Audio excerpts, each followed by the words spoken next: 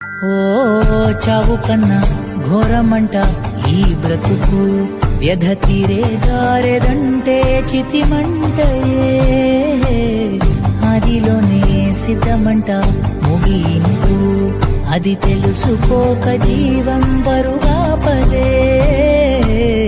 అమ్మ రొమ్ము పాలే నెతురల్లే మారిపోతే, ఎవరిదింత పాపం చెప్పమంటే గొంతురాదే.